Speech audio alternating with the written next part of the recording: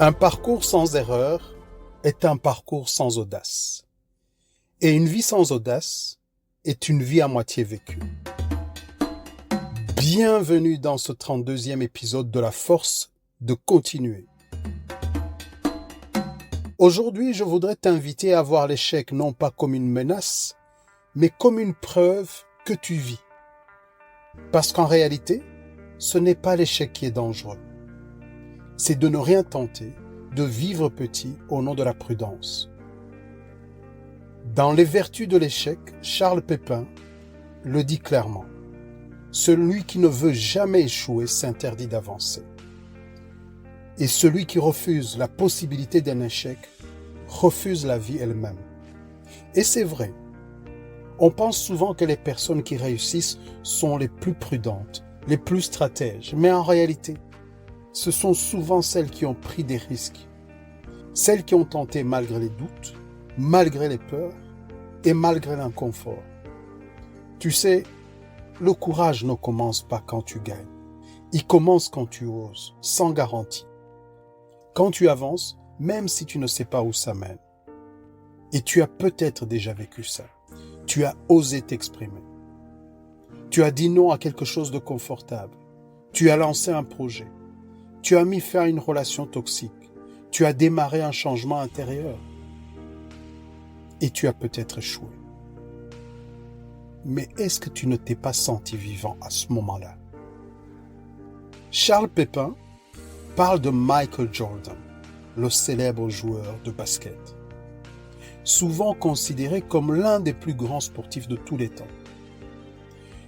Mais ce que Jordan dit de lui-même est plus fort que tous ses trophées. Il dit ceci: « J'ai raté plus de 9000 tirs dans ma carrière. J'ai perdu presque 300 matchs. 26 fois, on m'a fait confiance pour prendre le tir de la victoire et je l'ai raté. J'ai échoué encore et encore dans ma vie et c'est pourquoi j'ai réussi. » Ce n'est pas un discours sur la gloire, c'est un discours sur la vie vécue à fond, sur l'intensité du risque, sur le fait de se rendre disponible à l'échec pour rester pleinement en mouvement.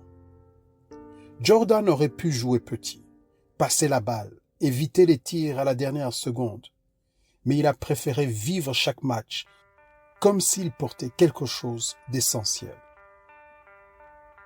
Moi aussi, je vis régulièrement ce genre de moment.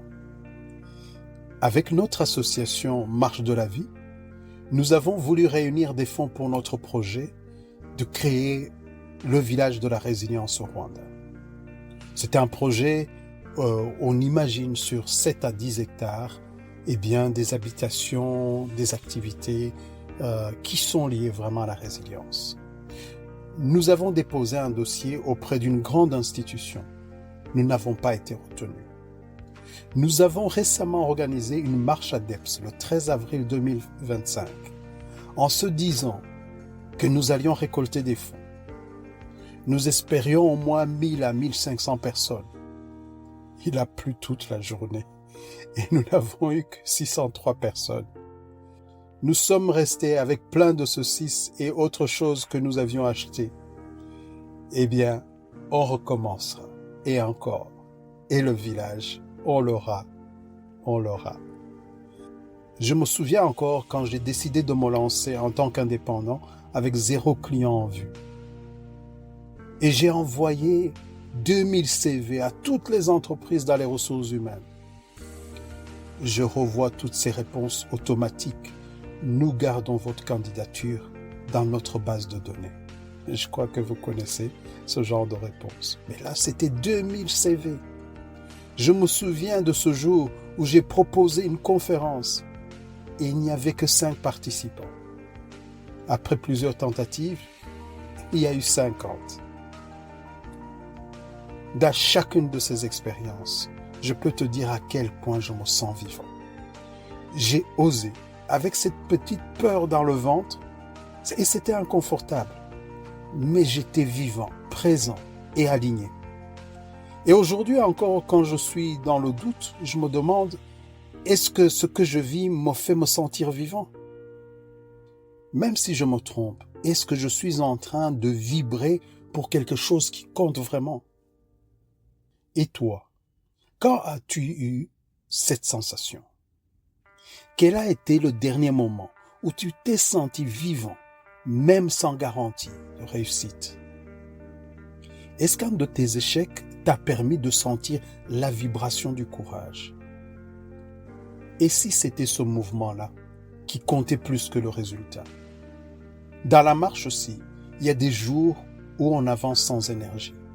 Mais il y a aussi des jours où on ose une étape plus longue, un rythme plus soutenu, où on part sans savoir si on tiendra jusqu'au bout. Et ces jours-là, après on se sent pleinement vivant. Le défi 1 million de pas, ce n'est pas une performance. C'est un choix de mouvement, une décision d'être en vie, de ressentir, d'éprouver son corps et son mental. Même si on rate un jour, même si on ralentit, ce qui compte, c'est d'oser continuer. Ne cherche pas à éviter l'échec à tout prix. Cherche à vivre vraiment, même au prix d'une chute. Ce que tu ressens quand tu oses, même sans certitude, c'est ça, la force de continuer. Demain, nous parlerons de ces répétitions, ces tentatives et ces recommencements qui façonnent notre persévérance. À demain, dans la force de continuer.